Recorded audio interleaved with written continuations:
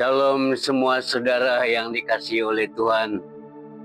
Salam Revive Bonyo, menghidup kembali hati, membangun bangsa. Tema kita hari ini adalah Roh Kudus yang dijanjikan untuk kehidupan yang penuh kuasa. Mari kita baca firman Tuhan yang terdapat dalam Yohanes 16 ayat 13. Tetapi apabila Ia datang, yaitu Roh kebenaran, Ia akan memimpin kamu ke dalam seluruh kebenaran. Sebab Ia tidak akan berkata-kata dari dirinya sendiri, tetapi segala sesuatu yang didengarnya, itulah yang Ia akan dikatakannya, dan Ia akan memberitakan kepadamu hal-hal yang akan datang. Saudara, setiap kita merindukan kehidupan rohani yang kuat, mantap dan berapi-api. Kita mau iman yang tidak mudah goyah, pelayanan yang berbuah, keluarga yang diberkati, dan hati yang sentiasa dipenuhi damai sejahtera Tuhan. Tetapi realitinya, ramai orang Kristen hidup dalam keadaan letih, kosong dan keliru, walaupun mereka sudah lama jadi Kristen. Mengapa? Pasti ada sebab.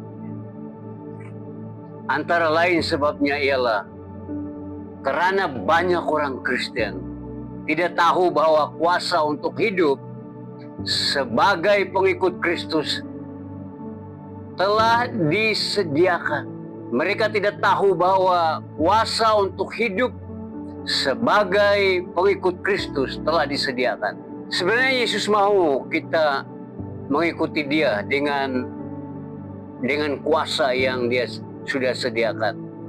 Dan sebelum Dia naik ke surga, Yesus memberikan satu janji yang luar biasa kepada murid-muridnya. Janji tentang Roh Kudus, pemberian atau datangnya Roh Kudus.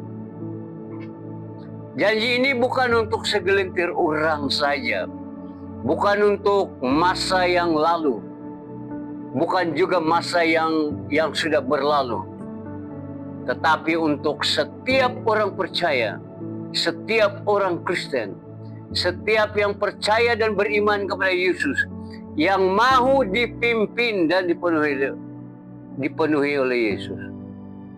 Inilah kuasa yang membedakan Kristen sejati daripada Kristen yang sekedar beragama. Hari ini kita belajar 3 pertolongan utama Roh Kudus yang dijanjikan Yesus. Roh Kudus memimpin kita ke dalam seluruh kebenaran. Roh Kudus memberi kuasa untuk menjadi saksi. Roh Kudus menguatkan kita dalam menghadapi pencobaan. Dan apabila ketiga-tiga ini bekerja dalam hidup kita, ketiga-tiga ini berlaku dalam hidup kita, maka kita akan hidup dalam kuasa yang penuh dan berkemenangan. Tidak lagi mudah diintimidasi oleh dunia ini. Nah, mari kita lihat satu demi satu. Pertolongan yang pertama, Roh Kudus memimpin kita dalam seluruh kebenaran. Dalam Yohanes 16 ayat 13 berkata, tetapi apabila Ia datang, yaitu Roh kebenaran, Ia akan memimpin kamu ke dalam seluruh kebenaran. Sebab Ia tidak akan berkata-kata dari dirinya sendiri, tetapi segala sesuatu yang didengarnya, itulah yang akan dikatakannya, dan Ia akan memberitakan kepadamu hal-hal yang akan datang. Mari kita berdoa. Bapa di surga, terpujilah Engkau. Terima kasih karena peluang ini untuk mendengar firman-Mu. Ini tandanya Engkau masih mengasihi kami. Kami siap untuk mendengar firman-Mu, menerima dan melakukan firman-Mu. Bantu kami untuk mengerti firman-Mu. Dalam nama Tuhan Yesus, kami sudah berdoa. Amin. Saudara, Dari teks tadi itu, kita melihat bahwa Yesus menyebut Roh Kudus sebagai roh kebenaran. Mengapa kebenaran? Karena tidak ada kuasa sejati tanpa kebenaran. Firman Tuhan berkata, apabila roh kebenaran datang, dia akan memimpin kamu ke dalam seluruh kebenaran. Perhatikan perkataan pemimpin. Bukan hanya mengajar. Ini bermakna hubungan yang aktif, berterusan dan sangat pribadi, sangat dekat antara Roh Kudus dan diri kita, hidup kita. Oleh itu, mari kita lihat bagaimana Roh Kudus memimpin kita. Bagaimana Roh Kudus memimpin kita pada masa sekarang ini. Satu, menjelaskan firman supaya kita memahami kehendak Tuhan. Waktu kita membaca firman Tuhan, membaca Alkitab, Roh Kudus menolong kita untuk mengerti firman Tuhan dan juga untuk mengenal kehendaknya. Tanpa Roh Kudus, Alkitab yang kita baca mungkin tidak ada makna bagi kita, tidak memberi apa-apa makna bagi kita. Dia seperti buku sejarah atau pengetahuan agama saja. Tetapi dengan Roh Kudus, firman menjadi terang yang mengubah hati kita yang membaca atau yang mendengar firman Tuhan. Roh Kudus akan mendedahkan atau memberi pencerahan kebenaran tentang Tuhan, kebenaran tentang diri kita, dan kebenaran tentang keputusan yang harus kita buat. Bagaimana Roh Kudus memimpin kita? Yang kedua, Roh Kudus menegur dan menginsafkan hati. Yohanes 16 ayat 8. Namun benar yang kukatakan ini kepadamu adalah lebih berguna bagi kamu jika aku pergi. Sebab jikalau aku tidak pergi, penghibur itu tidak akan datang kepadamu. Tetapi jikalau aku pergi, aku akan mengutus dia kepadamu, dan kalau ia datang, ia akan menginsafkan dunia akan dosa, kebenaran, dan penghakiman akan dosa karena mereka tetap tidak percaya kepadaku, kata Yesus. Nah, saudara, kadang-kadang suara Roh Kudus itu kita dengar tidak kedengaran kuat, tapi dia berbicara, bercakap dengan sangat lembut dalam hati kita. Dia menegur sikap kita, membetulkan motivasi kita. Dia membawa kita kembali ke jalan yang benar. Tanpa Roh Kudus, kita cepat tersesat atau tersasar. Dengan Roh Kudus, kita sentiasa diselaraskan dengan hati Tuhan. Bagaimana Roh Kudus memimpin kita? Yang ketiga, dia memberitahukan perkara yang akan datang. Yohanes 16 ayat 13, dan ia akan memberitakan kepadamu hal-hal yang akan datang.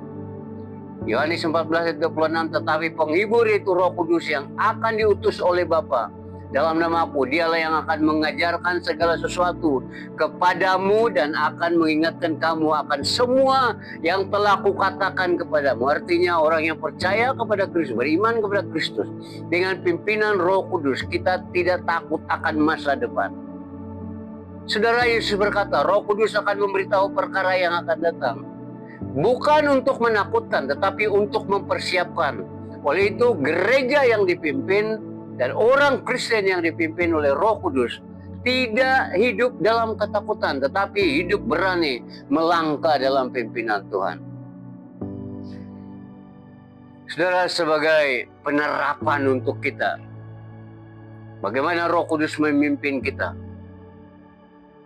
Yang pertama, kita sudah tahu, menjelaskan firman. Roh Kudus telah menjelaskan firman, akan menjelaskan firman supaya kita memahami kehendak Tuhan. Dan dia menegur dan mengisafi kita. Oleh karena dia memberitahu dan perkara yang akan datang, maka sebagai penerapan untuk kita, berdoalah setiap hari. Katakan, Roh Kudus, pimpin hidupku hari ini. Oleh itu, pelajari firman Tuhan dengan hati yang peka dan terbuka. Latih hati kita. Latih hati kita mendengar suaranya dan taat kepadanya. Saudara, pertolongan kedua yang dilakukan oleh Roh Kudus kepada kita ialah memberi kuasa untuk menjadi saksi. Janji Yesus sangat jelas dalam Kisah Para Rasul ayat 1-8. Firman Tuhan berkata, tetapi kamu akan menerima kuasa kalau Roh Kudus turun ke atas kamu, dan kamu akan menjadi saksiku di Yerusalem dan di seluruh Yudea dan Samaria dan sampai ke ujung bumi. Saudara, tujuan utama kuasa Roh Kudus bukan sekadar merasakan hadirat Tuhan atau menikmati hadiratnya saja, tetapi untuk mengutus kita untuk menjadi saksi. Apa maksud menjadi saksi? Maksud menjadi saksi ialah satu, berbicara tentang Yesus dengan kuasa Roh Kudus. Dalam 1 Petrus pasal 4 ayat 11, jika ada orang yang berbicara, baiklah ia berbicara sebagai orang yang menyampaikan firman Allah. Jika ada orang yang melayani, baiklah ia melakukannya dengan kekuatan yang dianugerahkan Allah. Supaya Allah dimuliakan dalam segala sesuatu, karena Yesus Kristus ialah yang mempunyai kemuliaan dan kuasa sampai selama-lamanya. Amin. Saudara, para murid sebelum mereka dipimpin dan dikuasai atau dipenuhi Roh Kudus, mereka selalu takut. Tetapi selepas mereka dipenuhi Roh Kudus, dikuasai Roh Kudus, dipimpin oleh Roh Kudus, mereka menjadi berani. Mereka berkhotbah dengan berani sehingga ribuan orang bertobat. Roh Kudus menjadikan kita berani di tempat kerja, berani hidup sebagai pengikut Kristus di tempat kita kerja. Bijaksana dalam menjawab pertanyaan jika ada orang yang bertanya kepada kita tentang pengharapan kita, pengharapan yang ada di dalam Kristus. Maka terhadap siapa yang harus dijangkau. Maksud menjadi saksi yang kedua ialah kita menjalani dan menghidupi Injil dalam kuasa Roh Kudus. Saksi bukan hanya bercakap, tetapi hidup sebagai Injil yang terbuka. Artinya sifat Kristus melalui kehidupan kita ini dapat dilihat, dirasakan. Galatia 5:22 dan 23 berkata, tetapi buah roh ialah kasih, sukacita, damai sejahtera, kesabaran, kemurahan, kebaikan, kesetiaan, kelemah lembutan, penguasaan diri. Tidak ada hukum yang menentang hal-hal itu. Maksudnya apabila Roh Kudus bekerja menguasai hidup kita, Roh Kuduslah yang menghasilkan sifat ini sehingga kita mampu mengasihi, bersukacita, mampu merasakan damai sejahtera, kita boleh sabar, kita boleh murah hati, kita boleh berbuat kebaikan, kita setia, bahkan kita lemah lembut dan juga kita boleh mengawal diri, menguasai diri dengan baik. So, waktu buah Roh Kudus ini menjadi gaya hidup kita, sifat-sifat inilah yang akan menjadi kesaksian kepada keluarga kita, kesaksian di tempat kita bekerja, dan kesaksian di tengah-tengah masyarakat kita. Maksud menjadi saksi yang ketiga ialah kita melaksanakan pelayanan dalam kuasa Roh Kudus.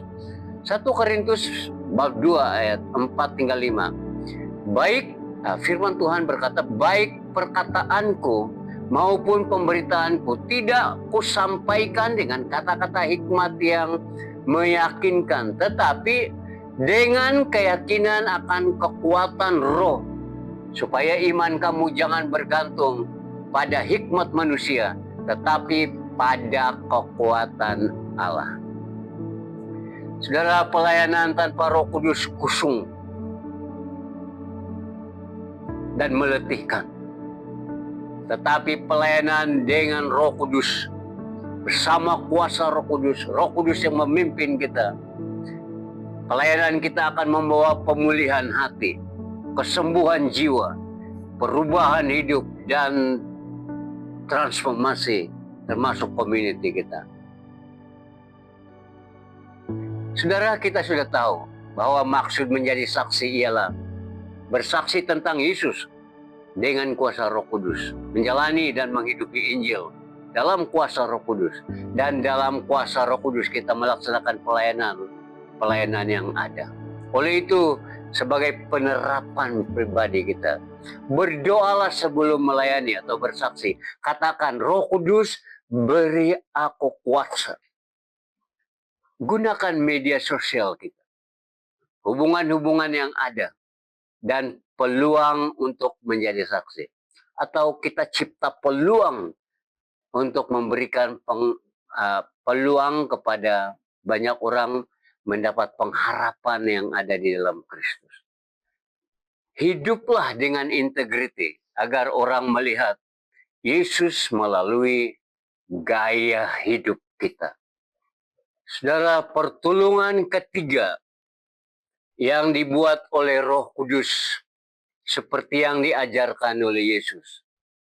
Roh Kudus menguatkan kita dalam menghadapi pencobaan. Saudara, kehidupan yang penuh kuasa bukan hanya tentang kekuatan untuk bersaksi, tetapi juga ketahanan dalam menghadapi pencobaan. Dalam 1 Korintus 10 ayat 13, Alkitab berkata, pencobaan-pencobaan yang kamu alami ialah pencobaan-pencobaan biasa yang tidak melebihi kekuatan manusia. Sebab Allah setia dan karena itu Ia tidak akan membiarkan kamu dicobai melampaui kekuatanmu. Pada waktu kamu dicobai, Ia akan memberikan kepadamu jalan keluar sehingga kamu dapat menanggungnya. Saudara, siapa yang memberi kita kekuatan menghadapi semua ini? Kekuatan itu. Roh Kuduslah yang memberikan kita kekuatan itu. Melalui pertolongan Roh Kudus, kita dapat cari atau boleh keluar daripada belenggu pencobaan ini. Dan daripada teks ini kita diberitahu bahwa jalan keluar itu diberi melalui penguatan Roh Kudus. Dalam kata lain, Roh Kuduslah yang memberi kita kekuatan untuk handle apa saja yang menimpa kehidupan kita. Bagaimana Roh Kudus menguatkan kita? Yang pertama, nomor satu, Roh Kudus memberi kekuatan untuk berkata tidak kepada dosa. Masih ingat Yesus pernah berkata, kalau iya katakan iya, kalau tidak katakan tidak. Dari mana kita memiliki kekuatan untuk berkata tidak kepada dosa? Firman Tuhan berkata, pencobaan-pencobaan yang kamu alami ialah pencobaan-pencobaan biasa yang tidak melebihi kekuatan manusia. Saudara, pencobaan datang dalam berbagai bentuk. Tetapi matlamat pencobaan ialah supaya akhirnya kita yang percaya kepada Yesus jatuh dan tidak lagi percaya Tuhan. Oleh kita mesti selalu ingat bahwa Roh Kudus akan memberi kita kekuatan untuk menolak godaan. Bagaimana Roh Kudus menguatkan kita? Yang kedua, Roh Kudus memberi hikmat untuk memilih jalan yang benar. Saudara, Alkitab juga berkata, pada waktu kamu dicobai, Ia akan memberikan kamu jalan keluar. Waktu kita dicobai, pikiran kita bingung. Kita merasakan kita berada dalam persimpangan. Kita tidak tahu jalan mana yang kita perlu ikut. Tetapi ingatlah, Roh Kudus berkuasa menyadarkan kita. Dia berbisik di hati kita. Dia berkata, jangan pergi ke sana. Jangan balas begitu. Jangan buka itu. Jangan klik itu. Saudara, Roh Kudus akan meluruskan jalan kita. Bagaimana Roh Kudus menguatkan kita? Yang ketiga, Dia memberi damai sejahtera di tengah tekanan hidup. Saudara, Alkitab juga berkata, sebab Allah setia dan karena itu Ia tidak akan membiarkan kamu dicobai melampaui kekuatanmu. Waktu kita dicobai, bahagian hidup kita yang paling terjejas ialah kita mulai hilang damai. Kita merasa tertekan dan tekanan hidup boleh menghancurkan manusia. Syukur kepada Roh Kudus. Dia memberi kedamaian ilahi yang di luar jangkaan kita. Masih ingat salah satu buah Roh Kudus adalah damai sejahtera. Oleh itu jangan takut menghadapi pencobaan.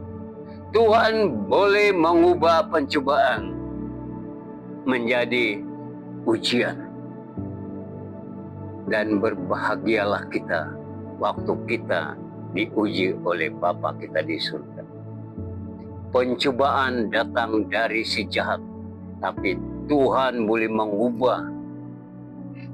Karena memang kepakaran Tuhan kita itu adalah mengubah kutuk jadi berkat. Bagaimana Roh Kudus menguatkan kita? Yang keempat, memberi kesabaran dalam penderitaan. Saudara, Roma 12 ayat 12 firman Tuhan berkata, bersukacitalah dalam pengharapan, sabarlah dalam kesesakan, dan bertekunlah dalam doa.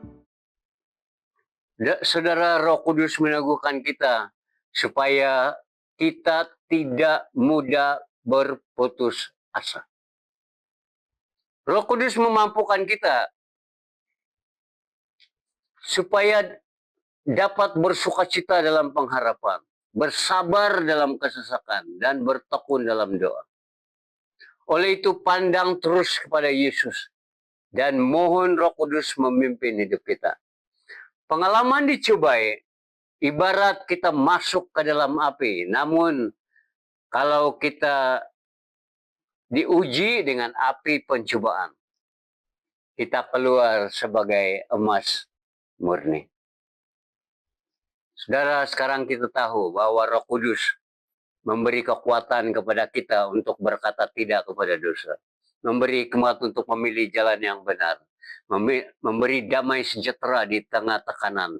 Dan memberi kesabaran dalam penderitaan. Oleh itu, sebagai penerapan secara pribadi, ingatlah bahwa ketika kita dicobai, segeralah berdoa. Katakan, Roh Kudus, tolong saya. Jangan lawan pencobaan seorang diri. Roh Kudus setia menguatkan kita sekarang dan sampai selama-lamanya. Saudara yang dikasihi Tuhan, sebagai penutup, jika kita mahu kehidupan rohani yang kuat, kita tidak boleh berjalan dengan kekuatan sendiri. Kita memerlukan Roh Kudus yang dijanjikan untuk memimpin kita ke dalam seluruh kebenaran, untuk memberi kuasa menjadi saksi Kristus, untuk menguatkan kita menghadapi pencobaan, cabaran, dan tekanan hidup. Dan hari ini, dalam nama Yesus, saya menghimbau Anda semua, serahkanlah hidupmu sepenuhnya kepada Roh Kudus. Dan bukan hanya percaya, tetapi izinkan Dia memimpin. Dia tidak pernah mengecewakan kita. Dia tidak pernah mengecewakan Anda. Oleh sebab itu, sebagai tanda setuju, dan kita mau menyerahkan hidup kita kepada Tuhan, letakkan tangan kananmu di dadamu. Saya berdoa untuk Anda. Mari kita berdoa. Bapa di surga, terima kasih untuk firman-Mu. Terima kasih untuk kekuatan yang Kau berikan kepada kami. Peluang untuk menghayati firman-Mu. Dan saya berdoa Tuhan, supaya pada waktu ketika mereka dan kami belajar firman Tuhan sebentar tadi, firman-Mu, Roh Kudus Roh Kudus berbicara dalam hati kami, mengubah hati kami, memberikan semangat baru kepada kami, membangun kami kembali, dan kami sadar bahwa bersama dengan Engkau kami ada kekuatan baru menghadapi dunia ini, melayani Engkau dan menjadi berkat di tengah-tengah bangsa ini. Terima kasih Tuhan. Pakai semua anak-anak-Mu ini alat untuk membangun bangsa kami. Terima kasih Tuhan. Terpujilah Engkau. Di dalam nama Tuhan Yesus kami sudah berdoa. Amin. Tuhan memberkati.